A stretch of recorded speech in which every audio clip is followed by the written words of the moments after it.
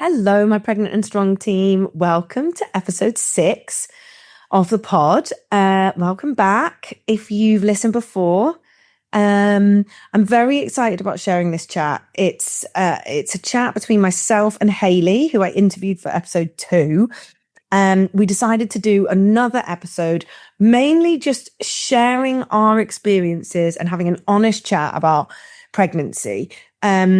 What happens when you just have an unfiltered, honest chat is, we went to lots of different places.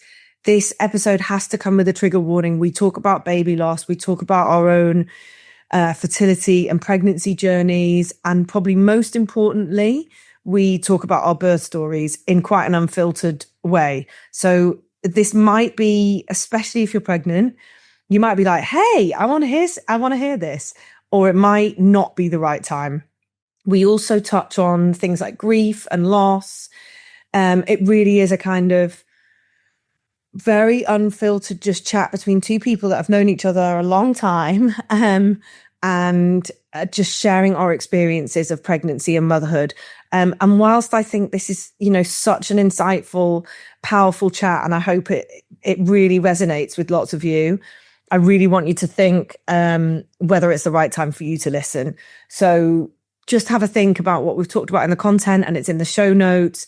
I've mentioned this in the show notes, but just so you're aware, we don't start talking about birth until kind of second half, and you'll know when we start. So it's not just going to be like dropping it in there. So if you'd like to listen to the first bit where we're sharing our experiences on pregnancy and early motherhood and our experiences of clients, then please feel free to listen to the first half, and then you can duck out when we get to that part. But I really hope you enjoy it.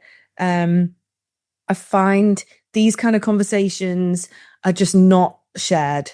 And one of my sole aims about this podcast is just bringing these conversations to life and sharing them with as many of you as possible. So I'm really excited to bring this one to you. Enjoy.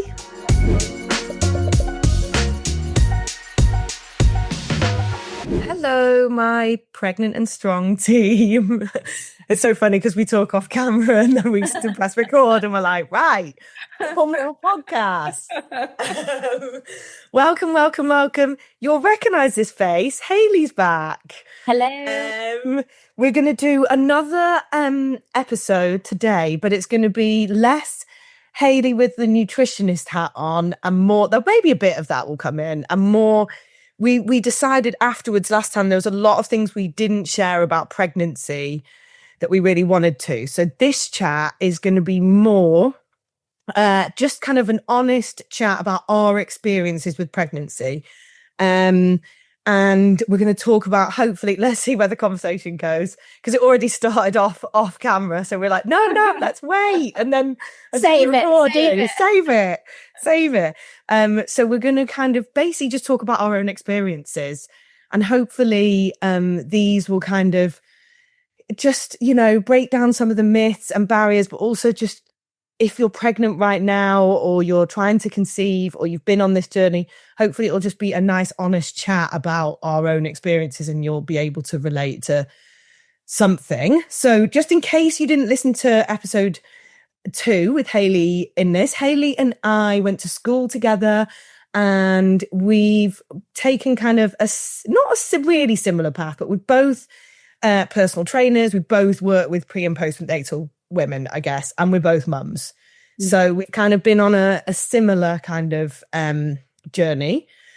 But I'm sure there's lots of differences, and we'll find those out. We were just talking off camera about not knowing each other's birth stories. So hopefully you're going to hear that, and that'll be interesting. But let's just start by hearing a little bit from Hayley, just a little reintroduction. And then I wanted us to just start with our experiences of pregnancy. So let's just start from there, go from there.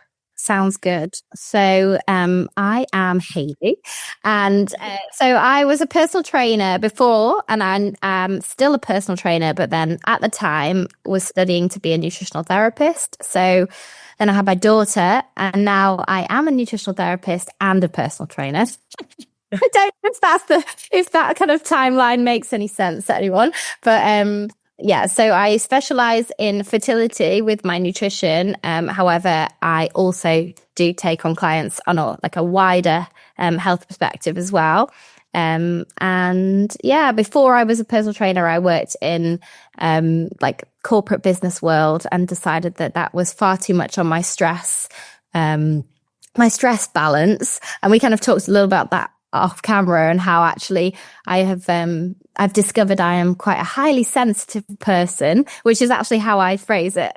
And I like that. Yeah, it plays a lot into how I train and the decisions that I make around my own health and how I sort of, I suppose, monitor things day to day. And I was saying to Iona, I think that we're quite different maybe in some respects. Like, although we're both personal trainers, we both work with mums, and we both agree on like a lot of the health advice that we give. I think I take a little bit of a more, I don't know how to phrase it, like a softer approach. I think you're more of an endurance. I've never been able to train past a half marathon, for example, and I don't think that there's still time, Hayden. There's still time.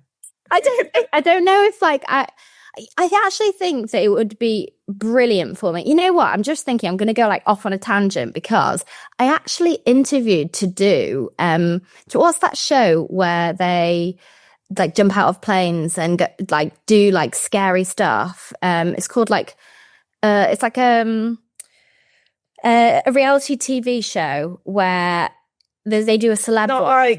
Not like SAS. Yes. Who Dares Wins. Who Dares Wins. I actually applied for Who Dares Wins, and I got quite far in the application process. I did like my interview recording. They got back to me, and then I had a second interview, and it was just before you go and do like the trials and stuff. And I made this kind of decision for myself when I was applying, that I actually decided, I kind of like backtracked and I sort of self-sabotaged the interview process because I was thinking, actually not sure that I want to do this to my system. And the main reason I actually didn't proceed with it was because I thought, I wonder if this will affect me becoming pregnant one day because of like what it would do to my nervous system. Interesting. And I know like obviously from a health perspective, I would have become like really strong training for it. And it would have been strengthened my mind. And I think going through adversities in life, we were kind of saying this off camera as well, like going through things, it actually strengthens you and makes you stronger. But I still think I was right in making that decision. I think I had been through a lot of loss previously in my life as well. And I was probably building myself back up strength-wise. And I felt like I was already strong. That's why I had applied. I was thinking, I'm like a strong person. I'm strong-willed, strong-minded.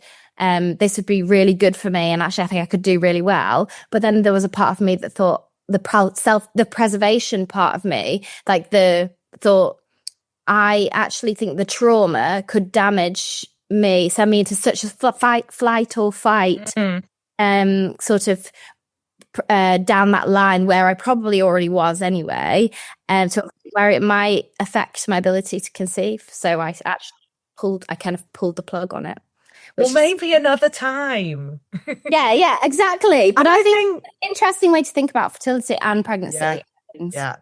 Yeah, and I'm sure we'll get onto this, but we were talking about how kind of experiences in your life pre-pregnancy can impact how you approach pregnancy and birth. So I'm sure we'll get onto that. And I think that's really important, and hopefully that will resonate with people and I think this is why what I find complete madness is like, I was obviously a teacher for 15 years, deputy head, senior leader in a school, so worked with so many families, but hadn't really worked with families in that very, very early stage. So I obviously knew some of the mums when they were pregnant, but that wasn't, I was more talking to them about their older kids. And we were also talking about this off camera, that I actually decided to have children like relatively late in life. So like 36, I think it was, when I got back together with my husband, and then we got married, and 38 when I had my son, and I'm now 41 in my second pregnancy. So not really late. in today's terms, but In like London fairly in London terms. Yeah, depends where you're listening to this, but relatively late, like for me. And until then, I was like, no, probably not going to have kids. So I hadn't really concerned myself with the idea of pregnancy or birth. And then it happened. And I was like, shit, like I'm actually going to have to do this. And I think like learning about it now, what I find complete madness is that so many women go through pregnancy, trying to conceive pregnancy and birth and labor and motherhood. But every single woman I meet, really without like question, with has had a different story. Even if you meet two women that have had a planned C-section, two women that have had an emergency C-section, two women that have had a vaginal birth, two women that have had intervention, for example, every single story of pregnancy and birth and postpartum recovery has been different in my experience. And I find that is probably down to what we just were talking about, which is everyone's life has been different until that point. So obviously that experience is going to be different for each person. And hopefully even just listening to us sharing this, people who are pregnant right now will take comfort in it, because I think that's why it can be such an isolating time, because you're seeing people around you and you're like, oh God, I'm not feeling like that. Whether it's, I'm really aware that like I'm posting videos of me running at 35 weeks and other women are like, oh God, I've got really bad pelvic girdle pain. I can't even really get out of bed, or I'm feeling so exhausted. Hopefully this episode and just hearing that will be, I've worked with already in my short time of being a personal trainer and particularly specializing with pre and postnatal women. I've worked with many, many women and everyone's story is different. So I think that is like a good place to start. And what was your personal pregnancy journey like? Just talk us through that, Hayley.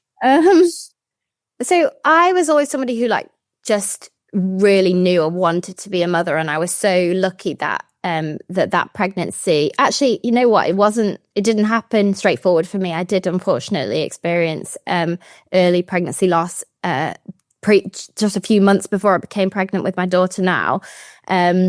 So even though in my memory, I'm like, oh yeah, it was quite straightforward. No, I definitely did. I had early pregnancy loss, and I had a few false sort of feelings of being pregnant. And then once I became pregnant with Isabella, I was just like, I loved it. But that's because I really desperately just wanted to be a mum. I lost my mum when I was really young, at like age 10. So I just knew I wanted that. I immediately knew I was having a daughter. I probably didn't really. It was probably just, chance. But I was like, having a little girl. I found out like really early what sex she was. Didn't matter to me, and it obviously it doesn't matter gender, but I was like, it healed immediately something in me of me being a woman, losing my mum, and then becoming pregnant with a daughter. It immediately healed something with me, and I feel like it has massively healed something in me. So I had that kind of special feeling from the start.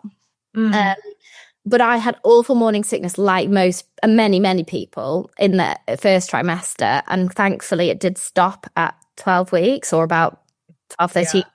But, really think it's really good to say, because I have a few friends who are clients of mine. I call them friends because they work with me for so long and they are friends, but they came to PT. I know, it's always a bit awkward, isn't it? It's like spending this really nice time with you, but you're busy with me. That's my business. Yeah, I mean, on Fridays, I have a client who I have a train in person and online once a week, and her husband's like, you don't just talk, do you? Because I've got loads of partners of my clients. Yeah. So. And I am actually really very particular about getting on with it. But what I wanted to say was she has really suffered with morning sickness, or not morning sickness, just sickness throughout. And unfortunately for her, it hasn't stopped at 13 weeks. And she's now well into her second trimester and really unwell, or has experienced feeling very unwell at different times. And I think it's really important to speak about it, because I don't know, it is spoken about a little bit, but I don't know if it's spoken about enough about how challenging that morning Did you have morning sickness in your pregnancy? First pregnancy, absolutely none. Like, as in a bit of low level, like, I remember around week 9 feeling like a bit ropey, but generally nothing debilitating. Second pregnancy, definitely worse. Yeah. I've never actually been sick, but I definitely felt worse this time round. I had about a 5-week block where it was like extreme fatigue. And again, like, it's all relative. I was marathon training at the time. I was still training pretty hard.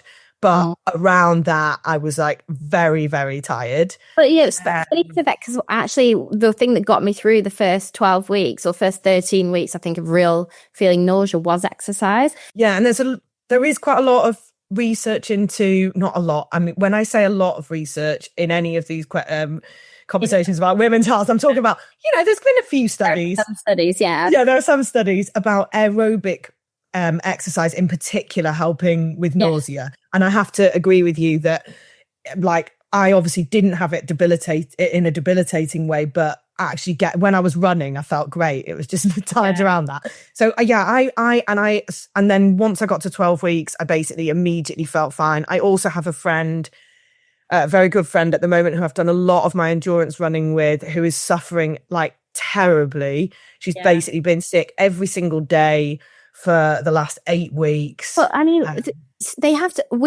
women who go through that, you feel like you have to put on sort of a brave face on. You have to work a lot of the time during that period. You're not even allowed to tell people. Yeah, exactly. You're not wanting to tell people because you tell people at work, who then you might tell your friends or family, but people you don't want to have to speak to and deal with if you do experience pregnancy loss, or some people have superstition around telling early phases, and that's the time when you're expected to get up and go, and it's the time you feel worse. I mean, I had really depressed feelings throughout it, and I'll say this now because I think it's important to say it, and I heard someone say it on a podcast.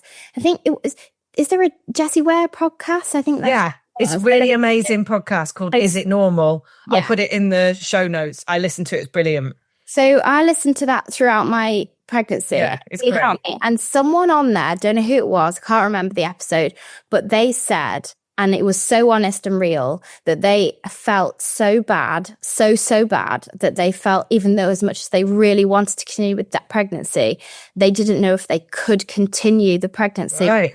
How awful they felt. Yeah. And that moment when I heard someone say that, I remember walking down Clapham High Street feeling so depressed and unwell. It's like the world's worst hangover that you can't get rid of. I was just going to say, it's like constantly being hungover. It was like torture. And I just thought, if this continues, I thought I can hold on probably another couple of weeks. I can hold on, I can do it. But if this continues past the first trimester in this way, I don't know how I'm going to do it. Like, I just didn't, I was thinking, I don't know how I'm going to do it. I don't know how I'm going to do it. And I know that people do feel that throughout their pregnancy. Yeah. And that's where I think, even though I'm somebody who doesn't turn to like medication in many circumstances, I can see why it would be important to go to your GP and say, I am struggling with morning sickness, or I keep calling it morning sickness, but I mean just like nausea in pregnancy. Yeah. And actually, I need support here with this. And I know that people are like, oh, I don't want to do that, because there have been times in the past where medication, I think it was anti-sickness medication, wasn't it, in the past? Where there were outcomes for babies that weren't expected. Yeah. These ones are pretty well tested, and I just think there's no shame in dealing with with things in the way that you need to get through. But yeah, so I had, thankfully for me, it did stop at week 12, 13, and it then was blissful. I loved it. I exercised throughout, like the exercise you were saying, the aerobic exercise in the first trimester. I used to do little kettlebell workouts, like 20-minute sort of high intensity, but they were like medium intensity. But high intensity for that period. Yeah, they helped me so much, even if it was just for that 20-30 minutes where I didn't feel sick. like myself again. And then I did enjoy my body changing, and I know a lot of people do struggle with that, but I really enjoyed having a bump. I'm so lucky. I did feel glowing. Like I had a little baby shower, and I wore a really tight baby pink dress, and nice. I loved it. And did you just on the body image, I think this is, well, I hadn't even planned to talk about this, but I actually think it's a really important point. Did you find, I'll share my experience in a minute, but did you find that your perception of your body changed when you were in pregnancy? Because you were just talking about feeling really positive about the changes. Like, did you find that was a shift from pre-pregnancy, or like, how can you talk about that a little bit? Yeah, it's so interesting. I'd never thought about it because in this way, so whatever I say is going to come out like word vomit. But just to say, that's what we're here for. The clients I train at the minute, like you, who are pregnant in the gym, they all have different experiences, and some really do struggle with body image and their changing body. And obviously, I think a big part of that is not even the bump as much as it is like the blood volume and the like more voluptuous, like feeling, like your legs, like you swell a bit, don't you? Yeah. It's delightful. I say that, but I'm looking at you, Iona, you don't look swollen. Well, look, there's some stuff going on. But you don't need to all hear about that. Yeah, I did. Well, like my face was rounder and my body was, but for me, it felt so right. I understood what was going on, that my blood volume had increased, and that I was putting on a little bit of healthy weight, and I just embraced it and I loved it. Don't get me wrong, it was a heat wave when I was in my last few weeks. It was June in 2023, and it was so hot, and I did start to struggle then. Just feeling really like I wanted to pull my skin off. But no, I was very lucky. I liked it. I liked being pregnant. I was really like careful about everything. I don't know if I'd be as careful in my second pregnancy if I was ever lucky enough to have another baby. Like I didn't use nail varnish or anything. I was completely non-toxic. I think actually I went on a holiday and I found a salon in London that had like non-toxic vegan nail varnish or whatever.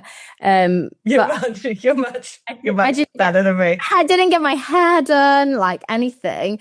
But I did eat a lot of chocolate and sweets to get me through the first trimester, even as a nutritionist. So just, I love beige food. But But yeah, I mean, so in answer to your question, no, I actually it healed a lot in me as well. And I think I just felt like I wanted to do everything for this fetus inside of me, and I wanted to protect it from the get-go. I had that like instinct, and I felt like doing that was like, in order to do that, my body was going to change. And I followed a lot of people in social media who had a very positive view on body image and the way that really helps, doesn't it? Yeah, I was very selective about who I would follow and things, and how like my body would change, and how the afterwards, like the effects on my body would be, because I was lucky enough to have had that child. And it's really often it can be really hard to think like that in the pregnancy, but actually for me, it was, and I really hope this resonates with people, because I'm going to be honest, like I've been pretty shit to my body for like basically I'd say my whole adult life. I'd been on like my own journey, definitely with disordered eating. Maybe early on in school, it would have been considered an eating disorder, but it never got super out of hand. I had a lot of people around me that were very supportive. And then as I moved into like my late teens and 20s, it was definitely like restriction, even down to like when I was marathon training, I'd read like one article about like, if you don't eat carbs, you can avoid hitting the wall when you run a marathon. So then I took that as gospel. I was like, right, that's why I'm not. Whereas really the reality was I just wasn't eating them because I was like wanted to be smaller. Very, very restrictive. probably using over training at times. And we talked about this on the last podcast. Even after having my first baby, it was very unintentional at this point, but I was overtraining and underfueling and not really realizing it. But before having my first baby, just always looking in the mirror and finding some sort of fault. Definitely moving careers and going into personal training and focusing and working with other women on like their approach to their bodies helped me think, well, if I'm supporting other women doing this, like, why am I still feeling like this about my body? Anyway, getting pregnant, it freed me from it. And I'm not saying like since I had my son, I had like, I call it a relapse. I had like, when I was told to put on weight and reduce my training and up my calorie intake to get my period back, I did have like a moment of all my body's changing again. And from the outside, look, it really wouldn't have looked like that. That's why it's you reflect and you just think it's so ridiculous. I did have a little inkling of that. But other than that, since I found out I was pregnant first time, it just freed me from these feelings of like always wanting to be smaller, which essentially had What do you think it was? What do you think it is that's freed you? Do you think it's like your body's like regardless of having a baby? Like I think like it's accomplished since having your first and like being able to get strong again and like have also birthed a child, or I think it was this whole thing of like what, you know, I always talk to my clients and the women that I coach about focusing on what your body can do rather than what it looks like, because hey, like it really doesn't matter. And I know it's easier said than done. 20 odd years of basically constantly looking at how it looked like and suddenly being like, I'm growing, just going for my scans. I was just like, oh my God, like that is inside my body. Like this is what's happening. Like it's quite mad. Yeah. And then birth, really, I know we'll get onto that, but I came out of giving birth like feeling like a superhero, just being like, oh my God, my body did that. Like I did that. Why have I been punishing it and being like, oh, I wish I was a bit smaller here, or I wish I was my leg. Like, honestly, who gives a shit? Like, look what and whether you choose to have children or not, or whether you can have children or not, it's about zooming out and thinking like, look what my body can do. And wanting to be able to do all those things, whatever they are, until, you know, we're really old. And I think it was, for me, it was just like a real life example of perspective and what really mattered. And and lots of people would look at me and be like, yeah, but you know, you didn't put on any weight and you know, got back into training really quickly. So there's a lot of caveats to that I didn't really have to face a huge amount of sort of like, you know, I've got friends that had like a lot of water retention in pregnancy. So their body shape really, really did change. Whereas for me, I was kind of lucky in a way that like I had a bump, but other than that, it was, you know. Oh, but like for me, that wasn't my experience. Like I did exercise in the gym, strength train, and I didn't actually run. It's interesting. I would love to, I'm going to ask you a bit more about this, because you talk about it a lot on your Instagram, is pelvic floor, because I had done, like you, personal training qualification, and I still kind of have the feeling that, well, if you keep pounding your pelvic floor, you've got a baby literally bouncing on your pelvic floor. You're an elastic band. You keep pushing that elastic band, it's going to kind of get tired. Like, and I didn't run. Actually, after about 16 weeks, I stopped running because that's what I had been told would preserve my pelvic floor. And for me, like, my pelvic floor was all right. My birth was fine. We'll go into that. But I did train. So I did carry on exercising. I just didn't do those things. The high impact stuff. Yeah, but I don't think that's why I put on weight. Because I put on weight because I ate a lot. And and because I wasn't trying not to. I was trying to. I think that's the thing. You get liberated. Yeah. Same. And after I gave birth, so I'm now like, I'm a size 8, and that's when I'm strong and like I don't have to work to be that. Like that's where my body naturally sits. Yeah.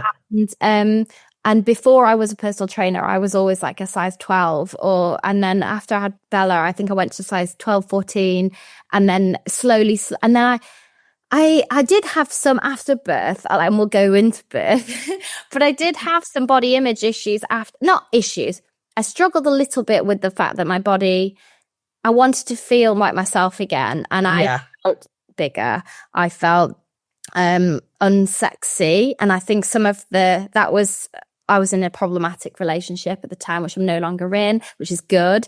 I think you naturally feel sorry to interrupt. Like, I feel like you naturally, and this is also a really interesting thing, you naturally just feel it's weird. Like in pregnancy, I was like, woohoo! Like, you feel feminine, sexy. And then your tummy's really tight on your farm most of the time. And then afterwards, I was just like, oh God, like your body is basically being used to feed. Yeah, you're just nipples feel bigger and weirder than they've ever felt. Down, you're leaking. You don't feel sexy. You're wearing sometimes like I was wearing pads, like same. My tummy was like just as it should be. My tummy was still deflating from being it's all the recovery, everything that was still in there, and the inflammation. So for weeks and weeks, I didn't feel like myself, and I don't think we're supposed to. And I think where the pressure to, so like the day after I gave birth, we went for lunch outside at a restaurant, and I just think, what the hell? Like, what the hell was I doing? It was the summer, and I just wanted to. I felt like I could, but where I should have been was just cocooned in bed with my baby, and I did do a lot of that. As well. But once you give into that, you feel better. And then all I wanted to say really was that like my body is now stronger. I was really strong before I gave birth, but I lost it all. And I actually stopped training. I went through a huge breakup after having Isabella. And when she was 11 months old, I left her dad, and then I was on my own for a long time, and I didn't get back to personal training, and I just didn't have the time to go and exercise the way that I would love to have done. No one to help me. I didn't have any family around. So I did not lose that weight for a long time. And that's fine. That's totally fine. And then when I did find the strength and the time, and Isabella was in nursery a bit more, and I got some time back, then things just came back, and it come back stronger. And don't you think it's strange because all these periods are a moment in time, and if anyone is pregnant, you'll have people tell you this, I'm sure, once you give birth, of the thing that always sticks in my head, and I'm sure you'll agree with this, Hayley, is like when you're finding things really tough, whether that's pregnancy or beyond or any time in life, it is a moment in time. And on the flip side of that, when you're finding things completely joyful and incredible, it's also a moment in time. So it makes me feel really emotional thinking about this, because just drawing on my experiences of life, like everything is just a moment in time. And I say this to, I work with a lot of women, mainly women postpartum. There's some that are new mums, like 6 months postpartum, I start working with them. Or I've worked with them during pregnancy, and some mums to like, teenagers, older kids. And lots of them, one of my clients that I started working with a few months ago was just like, my kids are now 15 and 16 or 14 and 16. And she's like, I just realised I haven't really done anything for myself for the last, but it's all a moment in time. Yes, you're not going to be able to go to that gym class every single day like you did in your 20s when you've got a newborn or a young family, but it is just a moment in time, like you said. And then suddenly it's not like that anymore, and you can go back to doing those things. And like you said, I think I here have put a little bit of a torch on like beauty, about like how, as in like what we think we should look like in terms of body size. I've talked about body size, but just want to say, like, I'm not suggesting in any way that beauty is about how small you are. And but I just wanted to say, because a lot of people do want to get back to the size they were before, and it is a big thing for a lot of women, but beauty is not about that, right? Is it? And like what you're talking about is the ability of what your body can do, and I think birth and having a baby has taught me a lot more about that. And I think like I have got stronger in the gym since having my son. So I can lift more now than I could pre-pregnancy by actually quite a long way. I mean, I'm still deadlifting now probably more than I was deadlifting like 3 years pre-pregnancy, and I'm 35 weeks pregnant. Yeah. I mean, it's amazing. So it is. And again, it's not about numbers. It's just about... It's the testament of time as well, because your body, because I was looking, things like chin-ups and stuff. I know that I couldn't do that for a long time after I had Isabella, and I can do them again now, but they look so much better than before I had my daughter. Yeah, it's the best feeling, isn't it? So it's really funny. But yeah, I mean, I just want to now, I think society makes us believe that beauty is all about these things, about like how small we can be, and if you don't bounce back after pregnancy, then you're doing something wrong, and it's just such BS. Yeah. And I think personally we should change. Like, I feel different now. Like, it wasn't about, for me, it's like, no, I'm stepping into this new era. Actually, I want to be stronger. I don't want to go back to like how I was before. I want to be different. And I think that's also the narrative, how the narrative is still about bouncing back in like 2026. It's ridiculous. Complete madness. And I think confidence, we shouldn't be.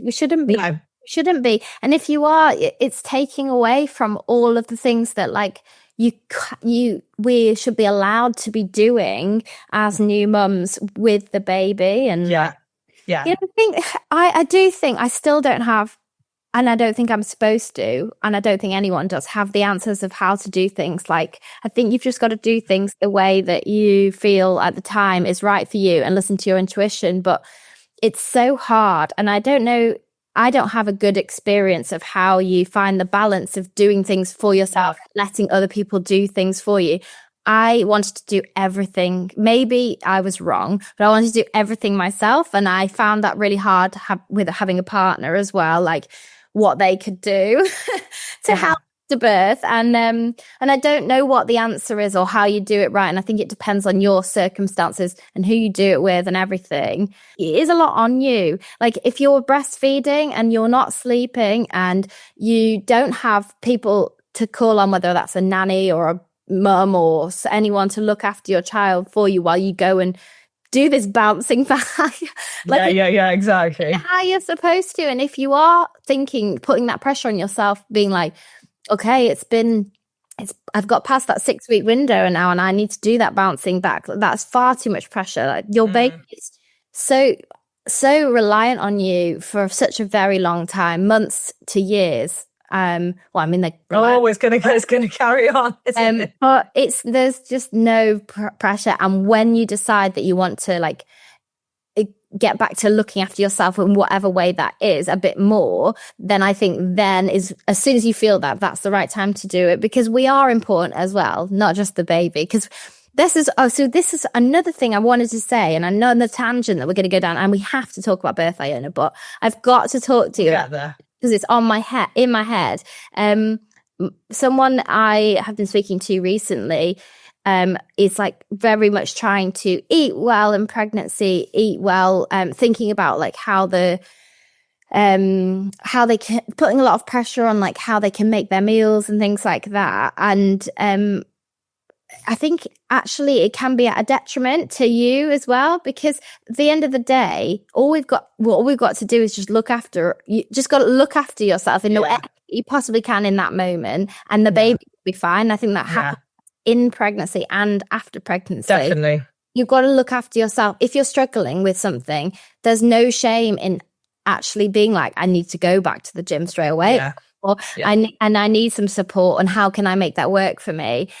You don't have to also be a saint and be like, I'm gonna I'm going to lie in bed for 3 months with my baby and that's going to be fine for me because everything's your mental health and not doing anything like perfectly as we're supposed to is also really important. I think this is a good time to talk about, I'll just share my experience, like leading up to the birth of my son. I lean on, I don't know whether that's the right way to say it, but maybe exercise is, you know, anyone that's listening to this that knows me or follows me will know. I have been on like a big journey in terms of grief and like mental health. I lost my best friend, who Hayley also knew very well, age 26, and it really did turn my world upside down and changed me completely and changed how I viewed the world. And since then, I've been different, and I probably would have been different anyway, because it doesn't seem like that long ago. And I'm like, I was 26 then, and now I'm 41. So I would have been different anyway, but I think it really shaped the course of my life. And I think since then, it didn't happen for many years. But exercise was always a huge, it started off being about being an escape. And I've written a lot about like, you know, running was like me running away from life for a good few years. But then it just became like, this is what I do to support my mental health. Like I move my body every day to be able to like go through life. When you get pregnant, that control, and so with that comes like a way of control, and it probably links into, you know, restricting what you eat and all that stuff. But it helped me navigate life and you know, grief and those kind of things. And when I faced a grief again a number of years later, I continued to use exercise to support me. When I got pregnant, I had to think to myself, especially as I managed to exercise all the way through, like you. But as I approached birth, my husband actually said to me, he's like, you know, you've really got to face this realization, Iona, that what if you can't exercise after you've had the baby? And I was like, oh, shit. What am I going to do? Like in the short term? In the short term. As in, he was like, you know, like, let's actually...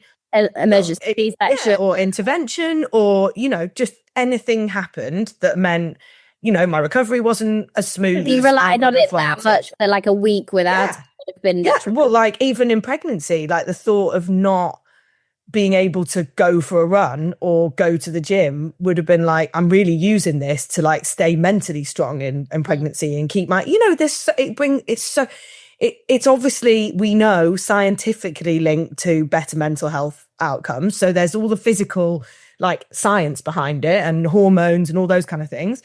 But also just for me, it had been something that had been such a big part of my life for so long. Yeah. And at this point I had to be like, right, okay, I'm going to have to start, which sounds completely mad. I'm sure some people listening are like, oh my God, this is ridiculous. But I had to start being like, right, from probably about the time I am now, I had to start being like, I have to factor in days. Yeah, I had to go cold turkey. I had to factor in days where I would not allow myself to train and be like, you're not going to do anything today, because when I've had this, regardless of how your recovery is, you're going to have 3 to 4 weeks of not being able to do anything. Yes, you might be able to get out for a walk if you're lucky, but you might not. And actually, I think my husband really helped with that. I don't want to give him too much credit, but he really helped me think about, I need to have a variety of tools in my toolbox. So sorry, that was a long-winded story, but it's going back to I think it's really important, because a lot of people will resonate with that. I am not one of them, but people might have other things. And actually, like you said, motherhood is amazing, but in those first few weeks, particularly when you have your first baby, it is literally like, oh my God, like what is going on here? You're just like, your whole world is different. Obviously, you know that going into it, but I think like having just these small things, whether it's exercise or, you know, like standing by the window and letting the sunlight go on your face. It sounds like a small thing. Like I shared with a lot of clients, like I had cold showers every day. So end of my shower, turn it to cold for a minute and do this breath work, Huberman physiological sigh. And I still do it every day. It's tiny things, because you're not going to be able to be like, I'm going out for a 2-hour walk by myself. Like that's not going to happen. Yeah.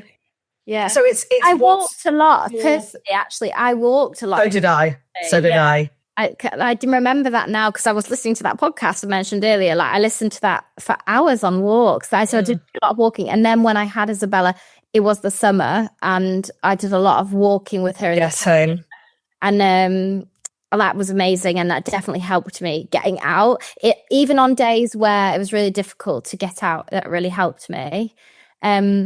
But I, it's so interesting listening to you talk about exercise, and I listen to you talk about exercise on Instagram and things like that. And we are so different in the way that I burn out. So I burn out really quickly, and I feel it in my body now. It's like a first sign. So I usually get a little knot in my shoulder blade, and I know I'm like, oh my goodness. Is it like it's like I have clients that get that. That's really interesting. You get like a physical sign. Yeah, and then I get I also start to feel just a bit more groggy because I'm not a groggy person. I'm like I'm a spring up and out, and I just kind of want to like sit down a lot more, and I tune into that so much. And I was doing what one person might consider as like a fit and healthy person, strong person who values the gym. This is still me, where I'll be like, I'm doing really well, even just hitting the gym 3 or 4 times a week. And that feels like, on paper, that's really good. And I'm making strength progress. And I'll have a good week like that. And I sort of know in the back of my mind, I'm overtraining. And for a lot of people, that won't be for you. No. Right? It won't be overtraining, but I haven't exercised now for like 10 days because I've had to step back from it and I'm just walking. And I have to do this. And I have being responsive to what your nervous system, mind and body need. It's taking into account that whole. Yeah. And I can't, I know not to do, for me, I can't do the cold shower or the cold plunge when I'm in that state or when I'm towards that state. I'm actually 100% particular about like where in my cycle I will go in cold water, and but for me, I have to just be so careful with that. And I don't know why that is, why I'm so sensitive, but it feels like there's a little girl inside of me that just needs a little bit more rest. Yeah, but I think that hopefully the point we've made, and I think this is particularly important in pregnancy and postpartum and like just motherhood, like parenthood. And actually, in fact, I mean, there's probably obviously not going to be anyone listening that like doesn't have kids and isn't pregnant unless they're my friend and they're just being supportive. But in life, like this is what we've both talked about this, like in our previous jobs, this is the stuff that we were not doing. Like we were not listening to what was the signals and what was being, what was going on in our life. And I talk about this with a lot of women. Haley and I actually had a chat last week where we went down a rabbit hole talking about AI and how it's like ruining stuff, but certain stuff. But I think it's important here is any kind of off-the-shelf plan or asking ChatGPT about what training you should be doing is not going to take into account your personal circumstances. Like when we are working with the women we work with, we know their story, we know their lives, we know what's going on. So if you have a very stressful life, and I actually was talking to a friend, voice noting a friend last week who's given up her CrossFit membership. And she said to me, I went to my physio and my physio was just like, if you've got quite a chilled life, I consider my life a lot less stressful than it was now. I'm not teaching. I'm not, commuting for 2 hours every day to get to school and back. I can go into a CrossFit gym and like really push myself in those 3 hours a week that I do CrossFit. If you have a really long commute, a really stressful job where your body is constantly in fight or flight, CrossFit you may still be fine, but it may not be the thing for you. It's really intense. You're putting your body under a lot of, physical stress. And I love it. But I think you have to think about what's going on in your life. It's important to know as well that even if you love it, sometimes definitely causing like high stress. Just because something makes us feel good as well. That's so true. Thanks for calling that out. No, but I was gonna say like sometimes there is a niggle deep down that sometimes it's like an addiction as well. It's true. And you get addicted to the endorphins, don't you? And the feeling.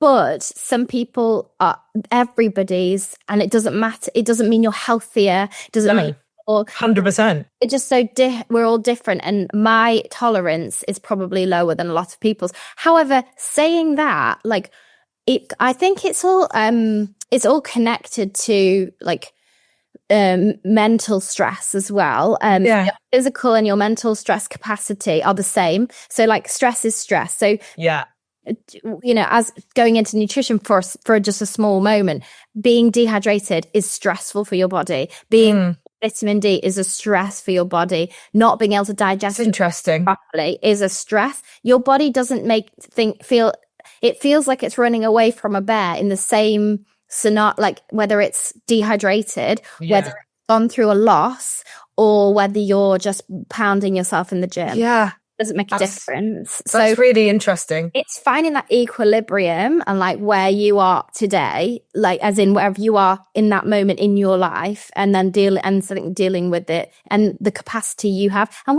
I think we know you have to tune in. Like I've become very spiritual and very in touch with that side of myself for the better, I think, in the last few years. And I really do have to sort of follow that. But, I want to talk about birth, and I think now might be a good time because it's time. We were talking about it before and saying how you sort of mentioned that you had a very good experience of birth. And I said, I think I want to hear more about it because I don't know anything about your birth story. But I would love to do birth again. I hope that I have that experience one day. But it was hard work for me. And it played out the way that I wanted it to play out in terms of the fact that I went in knowing that I didn't want intervention. And I worked really, really hard on that. But it was long, my labor. Like I went into labor on like the Friday night in the cinema. And then I had on Monday morning in about 6 a.m. Wow. So my labor was long. Was that active labor for that amount of time, or just no? So it kind of went away back, and it was really just started on the Friday night, and then I didn't go into contractions happening regularly until the next day around like midday, I think, on the Saturday. That's still quite long from Saturday to I mean, and then I had back-to-back contractions, so I didn't have any respite between, and I was determined to stay at home until the very last moment. And it was so hot. I mentioned it was June. Oh, it was just awful, and the contractions just kept coming, and no matter how much preparation you'd done on your first labor. Like, we can be really positive about it, but for me, the pain was the worst pain I've ever experienced in my entire life. It really was. But I've got to say, it was manageable, like regardless, because my mindset was like, I can do this. I can do hard things. My body is made for this. I know that I'm very lucky that my pregnancy has been straightforward up until this point. I know that my baby's head is down. Like there were. I just sort of, I was lucky my waters didn't break until just before I gave birth as well. So I didn't have that. I don't know what I would have done had I felt that pressure. I've always been someone who does what they're told. You're supposed to go in after like 4 hours or something. Well, yeah. So I was lucky that the right things happened at the right time. So you were left with a bit of element of choice. So even though it was hard, it was kind of sort of in your control. Exactly. Yeah. But then I did have to sort of lie on the phone to the midwife because they were like, are your contractions coming? But you haven't had a break. And I was like, right, I haven't had a break. They are coming very fast like that. And I was like, no, they're fine. And every time I did go to the hospital once and they sent me back and said that my contractions, I wasn't dilated enough and that my contractions weren't happening regularly enough. And I honestly think that was just because I was in the hospital and I had a 45-minute journey to the hospital in the car. Oh, God. And when I was at home, they were coming thick and fast, and I felt like it was going to. I think so maybe just change of environment. Had impact on it. Yeah. Personally, I would have really liked to have had a home birth, but I negotiated with my partner at the time. He felt that he wanted me to be in hospital. So we agreed that I would go into the birth centre. But yeah, had I been at home, I think it would have been more straightforward for me. But it was painful. It was really painful. But it was so manageable. And I think we talked a little bit before about how I think my training, I was in exercise, and I had done a lot of sort of, you'll know you're more of a CrossFitter than me, but I was a member at a CrossFit gym at the time before, and it was doing engine workouts. Yeah. So really like intense workouts wher you just have to get your mindset in it. Get in the zone. Yeah. And that all of that over a few years just really, I think, came into play in labour, because it's just another set of 200 burpees. Yeah, exactly. I've actually been coaching this class, and Abby, who was on the podcast, if you listen to that episode, we talked about doing birth prep circuits. So I've been doing this with in my pregnancy classes. And I actually think it's just like an interval workout. I mean, I vividly remember being in the deep into labor, that wild time where it's all going on. And the midwife literally saying, she's run 100K in one day. She can do this. And I just vividly remember I was quite lucid because I had to get gas and air. But I was like, I can do this. I can do it. And whether you've been, crazy enough to do ultra marathons like me, or you've trained, or even you haven't exercised. I was saying this to Hayley before we came on camera. And we're not here to give advice. I'm sharing my own personal experience. And Abby said this on the podcast, and I think it's really important to revisit this. Most people have been through something tough in their life. That's all relative to that person. Some people I know have been through really, really tough things in their life. Some people in the world, you look at some of the adversity women have faced, living all over the world. But in our own lives, we can all pinpoint a time where we've been through something really tough. It might be breaking up with your first boyfriend and facing that horrible heartbreak that is, first love. It might be something at work. It might be something physical, like a health challenge that you've been through. It might be grief, like Hayley and I have faced. It's all a spectrum, but everyone has faced something hard. Birth is just I had the most insanely, wildly positive experience. I know people that have had very different experiences. It's a spectrum, but it is just something hard, a hard experience that for some people is harder than others, but an experience that you're going to go through, and you just draw on those other experiences you've been through. And I think we felt like we really wanted to talk about birth on this episode, and I think it's important, but it is just from our perspective, and I think it's so difficult, and I think that's why people don't talk about it. Well, that's why no one talks about it, because you're right. You can't say the right thing. You're right. And when I was talking before, I was saying the only reason I was able to stay at home for so long was because everything had gone right up until that point. But so some of the things that I did to help me prepare for my pregnancy were reading some books. So I haven't got them to hand, the names, but I will have a look and I'll let you. Yeah, we'll put them. Yeah, we'll put them in the notes. One of the books that I read was, I think it was written by, I think she's an economist or. Oh, is it Expecting Better? Probably, I think so. And she wrote a lot about statistics. It's brilliant. It really helped me to understand that the more I'm not somebody who goes down the medical route straight away. I think we are so lucky to have the medical support that we have from the NHS and all of the amazing drugs that we have available to us. But I knew that for me, I wanted to have the most non-intervention birth that I could have. And the reason being was because I read books like that, which helped me to understand that as soon as you get into the hospital system and intervention starts to become offered to you, it's very hard to then your body to respond the way that it would naturally. If you talked about hypnobirthing, I did a hypnobirthing course as well, which was online.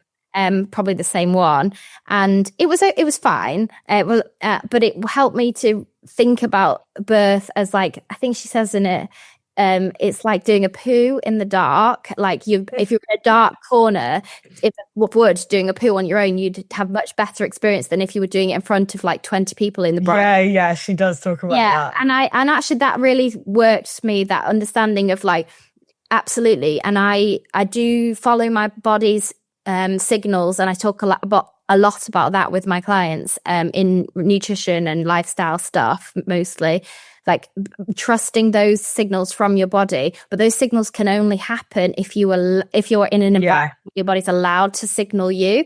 So the more intervention you go down, the less your body's able to respond in that kind of quote unquote, like, you know, like natural way.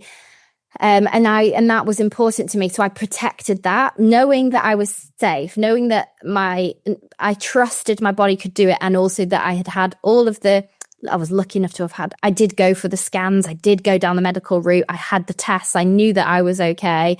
And that I was in a position where I was allowed to trust my body in that way.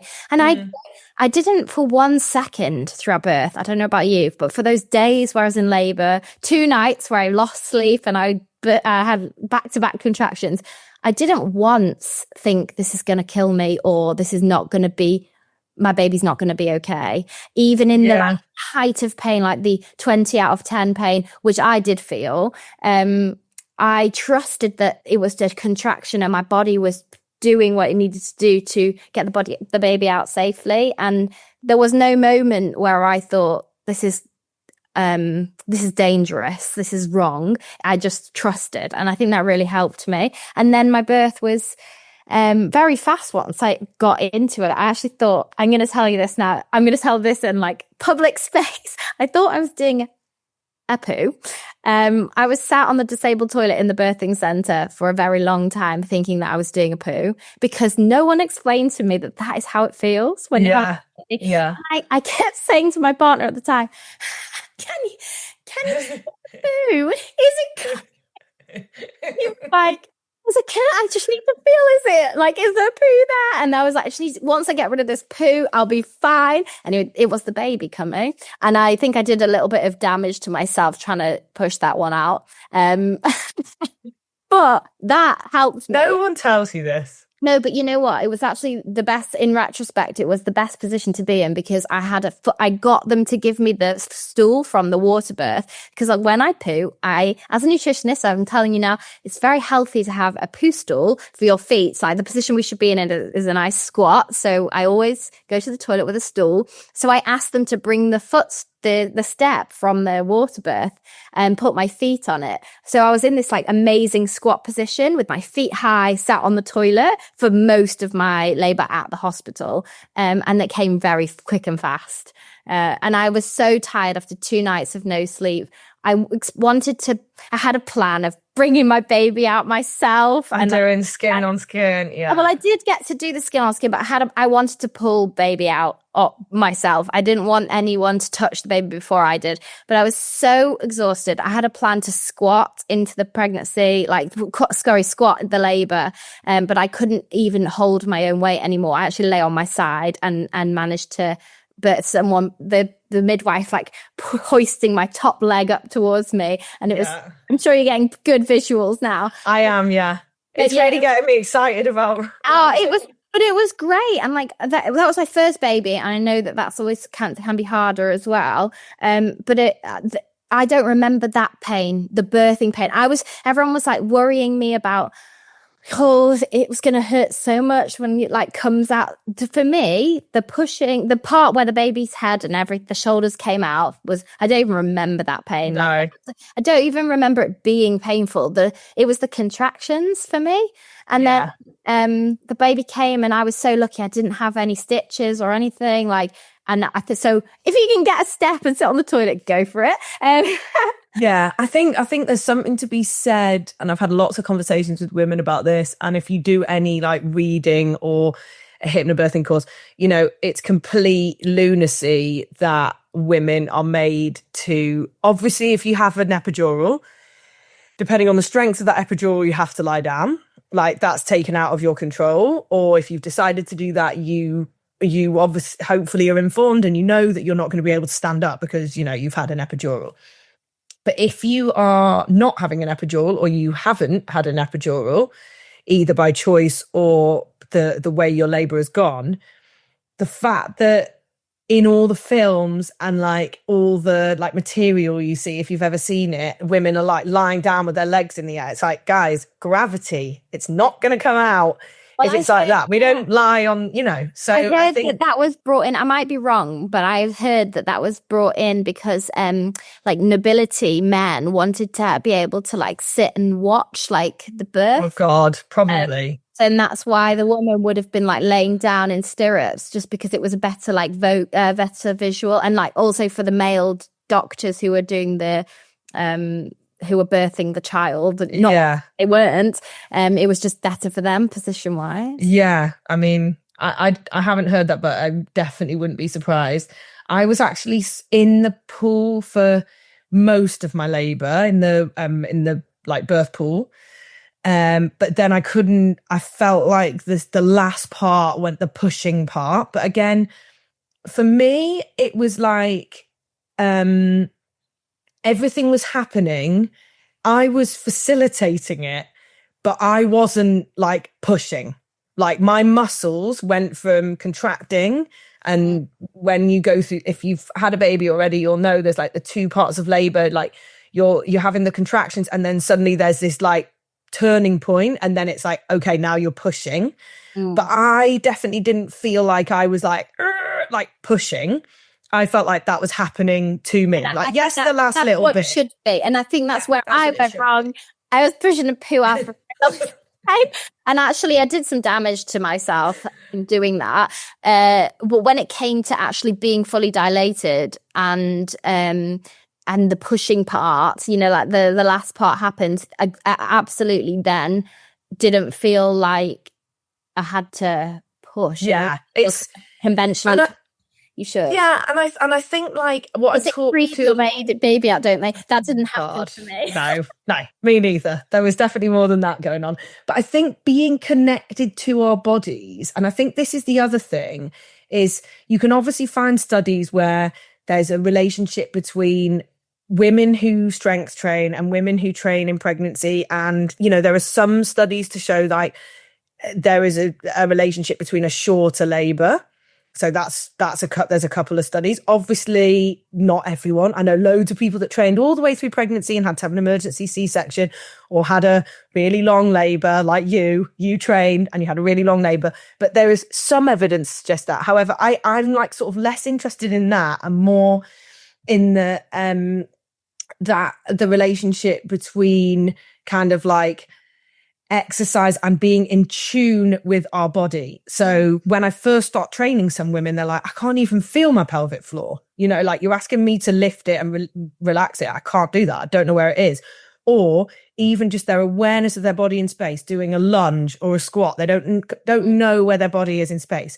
If you move your body with intent, so whatever that is, whether it's dancing, running, yoga, Pilates, strength training, whatever it is, if you move your body with intent, so that's different from being physically active, you have an awareness of your body in space, and you have an awareness of how those muscles feel. And I believe, and this is my personal opinion, that helped me in labor, because I was like, I know what it feels like when a muscle contracts. I know what it feels like when a muscle does this. And I'm really connected to my body. And I felt that helped. Like, for me, and my mum just always takes the piss out of me so bad about talking about labor, because she's like, you are the only person that talks about labor like this and birth. She's like, you are completely nuts. For me, it wasn't like pain. And I don't know whether I was just like, I just don't remember this. It wasn't like pain. It felt like pressure.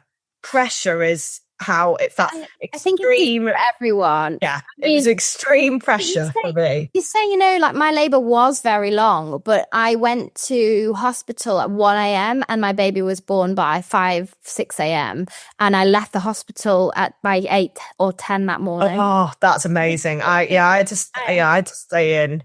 But it depends on what care that's there available at the time and everything. But I laboured at home on my own, and like that mental resilience came from getting my mindset in place and my physical resilience, because I was walking around in like kind of a low kind of squat position around the kitchen table, and where I was holding myself up in positions that I would not have been able to do had I not done. I did a lot of prenatal yoga, and that so helped me. I used the same playlist which I did in that prenatal yoga to listen to at home. I listened to the mantras that I got from the hypnobirthing course, which I think we should mention as well.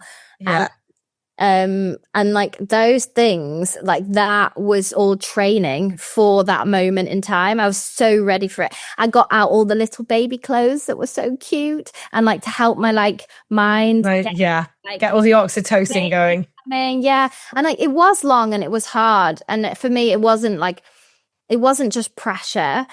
I mean, the feeling, again, it was pressure feeling, but it was the hardest thing I've ever had to do.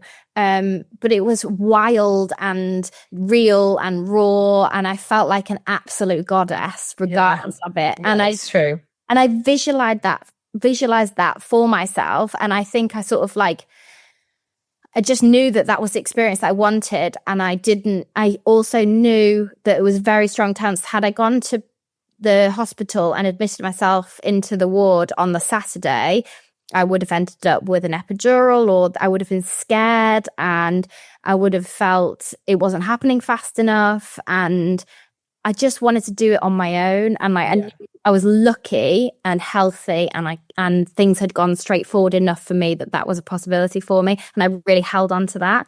And I think, when we're talking, I just want to say, like, that isn't everyone's experience, and that is okay as well. And however you want to get through it. And I'm so supportive of anyone who chooses to have an elective C-section. And we were saying off camera before, off recording, like in some countries, they just do that. Like initially, first, I think Switzerland, that's the first thing that they would do is a C-section. They do it every day. They know it's safe. Like that's their preference, and I think everyone is entitled to that preference, and I support any of my clients' choice to do that. But it's just what feels right to you, and to me, I just knew that I could do it, and I wanted to do it like that. And the recovery was so simple then for me. I was so lucky. Yeah, and I think there's twofold. I actually was having a conversation with a woman in one of my classes last week who suffers from really bad health anxiety. And she was like, I'm going to have an elective C-section. I was like, I think that's absolute, from my perspective, I was like, I think that's absolutely the right decision. Like if you suffer from any form of health anxiety, or even just anxiety, I would say, like really severe anxiety, birth is a lot of things, but one thing we can be sure of is it's an unknown. For most people, unless you decide, and even deciding on an elective C-section is not, don't let anyone ever say to you that like it's taking the easy way out. Like it's not. You're choosing to have surgery for a reason, and that reason should be validated by anyone, and you shouldn't need to explain yourself to anyone. But if you do, it certainly shouldn't be questioned by anyone. And for many women, let's not forget that for most people I know, and this is anecdotally and the women I coach, for most people, that element of choice was taken away. So I look at my close circle of friends and I'd say I am potentially the only one that had went into labour. Yes, there was a couple of things that happened, like my blood pressure was high, so I couldn't come home after my waters had broke. But from getting to hospital to having my baby, it was like 15 hours. And afterwards, I had a postpartum hemorrhage. It wouldn't be classed as a postpartum hemorrhage because I lost less than a litre of blood, but that meant I felt like a little bit ropey in the day afterwards. Yeah. But generally speaking, my pregnancy, labour and birth was straightforward. I'd say I'm one of the only people in my friendship circle that is the case for. Most of my friends, this is varying degrees of emergency C-sections, planned C-sections, intervention with forceps, von two. Everyone's had a different experience. And all my friends are okay and their babies are okay, and thankfully, it's all, we're so, whatever way it happens, I believe, going back to like the mental and physical strength, it's great to be equipped with those kind of tools, because even my friends and family that have had C-sections, the more mentally and physically strong you can be, the easier that journey is going to be as well. So I think there's a lot of kind of noise and talk and narrative around. It's an unpredictable. We're not going to be able to predict what happens, so it doesn't really make a difference what we do. There's still a bit of narrative around that. I totally agree with you, and I think it depends like where you are in the country as well, what hospitals are available to you, what kind of advice. Definitely. But what I would definitely say, and I think it's just important to say, whilst everything else being true at the same time, is that if you like really want to have a low intervention birth, then you have to participate quite early on in understanding what that takes. Like, so I changed hospitals because the hospital that I wanted to give birth at initially, the parking wasn't available. So it was going to have to be a taxi. The parking was like just during the day for certain hours. And because we were in London and it was they were having a lot of renovation on the hospital. So I actually changed hospitals because I knew that I didn't want to go. I wouldn't have wanted to go in a taxi at the stage I wanted to go into the birth. Yeah. I would have basically been so tight in time, and I knew I wanted my partner to drive me to the door. So we changed hospitals, and I also knew that had I gone to hospital having the back-to-back contractions, and even when I got there, I had to really, really work hard to allow them to keep me in the birthing center, because they told me that they needed to check the baby's heart rate, and they couldn't do that without monitoring me continuously, because they couldn't get in fast enough. Every time I had a contraction, it was like back-to-back contraction. They couldn't, like, there wasn't time. So I had to hold my contractions, which can't have been good. But that was because I was working against a system that wanted to protect me, looking after me. But because I was trying desperately to stay where I was and didn't want to be on my back on a bed or whatever. Yeah. So there is that, like, I took a really active part in ensuring I got the experience I wanted to. And that was from like reading the books and just being so dead certain that that's how it wanted to play out for me. And I say that at the same time as it being true, that you don't have to do that, and that's okay. I really I've got quite a few friends that did the same as you, that were told maybe not told one thing and did something else, but really tried to like stick to, like, I had one friend that was induced, and then she said, they were sort of insinuating that she like needed to do this and this. And she said, she just said to her husband, like, I've done this once, I can do this again. I need them out the room. I need them, like, there's really getting that fine balance of trusting the people around you and trusting yourself. Trusting yourself, 100%. Yeah. I mean, I wrote in my birth, it had in my birth plan, there's a lot of like, no one reads the birth plan. They think it's silly. I just think, have a birth plan for yourself. I had in my plan, it was that I didn't want anyone to ask me if I wanted to have like an intervention, if I wanted to have any, like an epidural or any drugs. Well, I wanted them to just say to me that, like, more say, you can do this, breathe through it. Like, do you want me to put the candles on? Do you want me to change the playlist? That kind of thing. They didn't want to be offered pain relief when I was struggling. And because I think if you're offered it when you're struggling. Yeah, I wanted to be reminded that it was going to be a momentary feeling, and that there would be some respite coming. Yeah. The respite was less because of the back-to-back contractions, but there was a little bit. I just didn't realize what an event it was until I had my first baby, and that's and still I would do it again. So I think I just don't want to scare anyone, but it's so different to anything that I could have ever imagined for myself. I wasn't allowed the water birth that I wanted because I'd been so sick, and they were worried, I think, about my electrolytes or something, and they wouldn't let me in the water. until I could do a wee and they could test it, and I couldn't do a wee and I didn't get the water birth because of that. And that's a bit sad. It was a bit sad for me. So I didn't get everything that I wanted either, even having that like rigorous plan for myself. So it's a bit of a luck of the draw, and it's going. And hopefully we've hopefully we have just shared 2 experiences with the caveat of like experiences of people we know. And I just want to finish this topic on birth as I just think it's such a sense, because everyone's experience is different. As women that have been through it, we shy away, I think, from talking about it.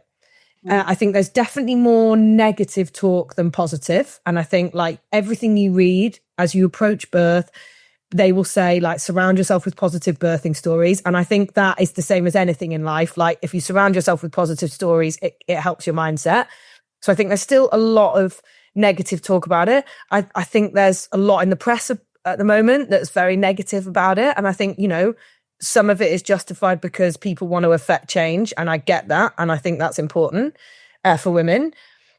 But I think the same as things like postpartum depression, morning sickness, you know, like nothing like this is really talked about. It's like we just do it as women and it happens. And actually sometimes hearing about it and talking about it is really important. I'm really pleased that we had this just honest, we said before we wanted to talk about birth. We've made a conscious decision to do so. I'll obviously put a warning at the start, but I think it is important. And I do talk about it in the classes that I coach. You can see like the more time I spend with women in these classes and coaching them, the more questions they've got. And the questions they're asking me, I'm like, you know, what would happen if I wasn't there and they weren't able to ask someone? So I think we've done a really...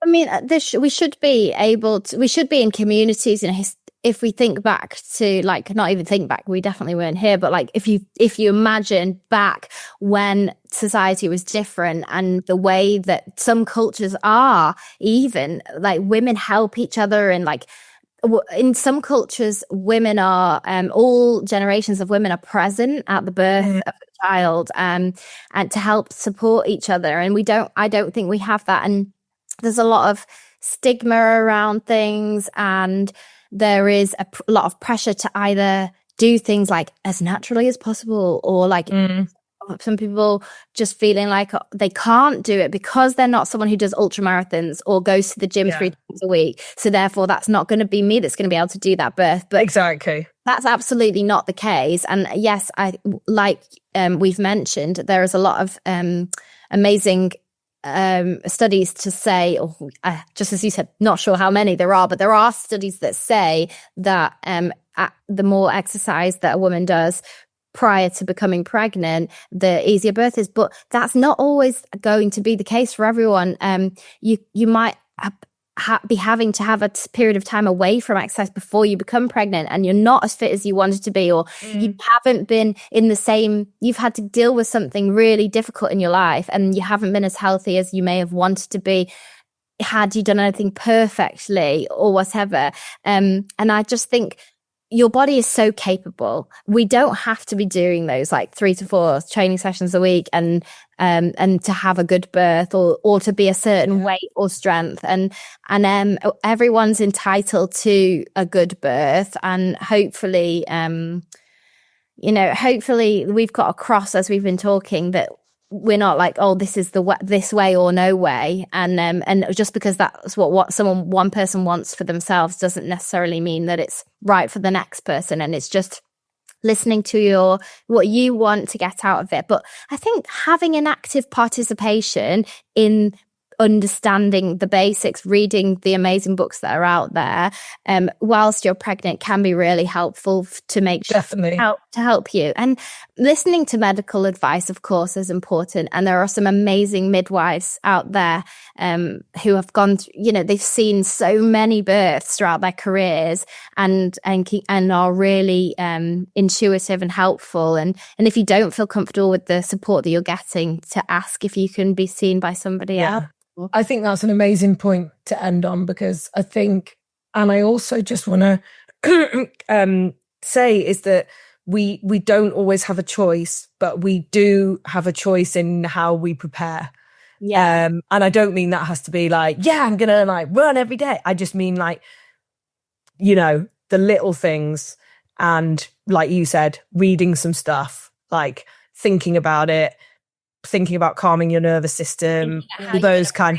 When you're in pain, or Yeah. thinking about how you're going to visualize yourself getting through a painful moment, or that feeling. And hopefully the more that you do that, the more you'll respond without fear and more with trust. And I think exactly. And I'm really, really excited to share this with people. I think it was like a bold move for us to talk about. I'm a bit nervous about what we said, and I just really just want to say, like, really, really want to say again, I think I've already said it, but just that there isn't a right way and a wrong way, and there's nothing wrong with going down a route that feels right for you, but I think the most important thing is that it does feel right for you, and that you have put a little bit of thought into it, so that you can take responsibility for your own health. And you know what? That's a lesson in our, I think, any regardless of birth and pregnancy or anything. But like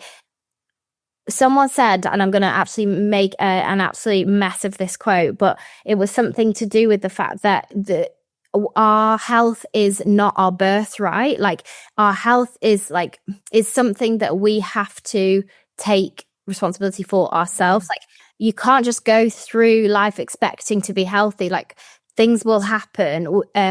We will hit moments in our lives where things are challenging. We might have health challenges regardless of how healthy you've been or whatever, but we can take responsibility for how we deal with that and do our best. And I think that's the same in birth and pregnancy as well, like actually taking some responsibility and not just expecting the NHS or the private health system to carry you through. It's you that's going to deliver and birth that child. And for me, another big challenge has been, like, on the back of that is letting go of control. So yes, so it's kind of sounds like it's contradicting that, but it's not. But it's having a really strong awareness of like your idea and what you want, whilst also being like, how am I going to cope if this doesn't go the way I want? Because for me, that's, as someone who, I'm always like, I'm not a control freak. As someone who likes to control things, it's something I've been working on with my coach. As I get closer, I've probably got less than 5 weeks to go, to be honest. I'm like, okay, like, this is what I want. Repeat of round one. What if it's not like that? How am I going to cope with that? And actually just doing some exercises around like being okay with that.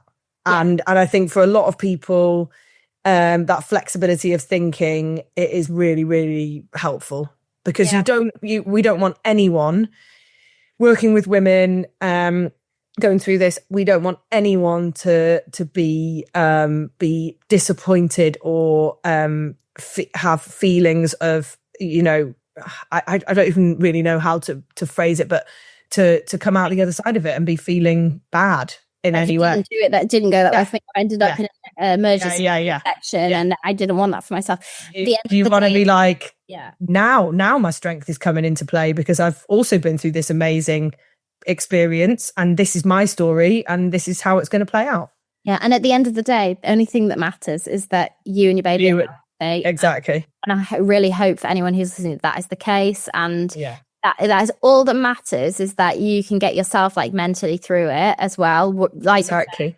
You just don't know what's going to happen. I think a few weeks before I gave birth, I was told my baby was breech, and I was like, that wasn't in my plan. And thankfully she moved around, and I was fine. But I would have had to have dealt with that. And like, would I have carried on the like trying to birth my baby vaginally? I don't know. Like, there are decisions I didn't have to make, thankfully. And I know a lot of people do. So, it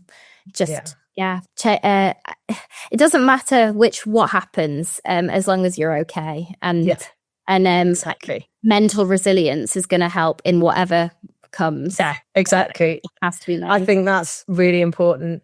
And what we're going to do, have that in your head, guys, mental resilience.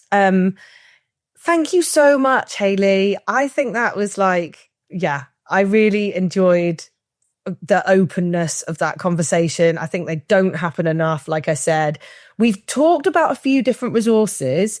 We've talked about the Jessie Ware podcast, which is amazing. I've shared that with lots of people. We've talked about a couple of books. So we're going to put those in the notes and share those with everyone. That sounds good. And yeah, I really hope you've enjoyed this and taken something from it. And please feel free to get in touch with Hayley or I and ask us any questions and follow up. Absolutely. All right. Thank you for having me, Anna. Bye-bye. Of course. Thank you so much for listening, my Pregnant and Strong team, to another episode. It's fantastic to have you here. I'd love you to subscribe and share. It's going to help us spread the message far and wide, and also just share with anyone you know that might be on this journey, because I know there's not so much out there about these kind of topics that we're talking about on this podcast. So I'd really love you to share an episode or the link with someone you know, a friend or family member, and I'm really hoping it brings you some help, support, comfort at this stage. And please do comment, get in touch on Instagram. All the details are in the show notes, and I'll see you next week.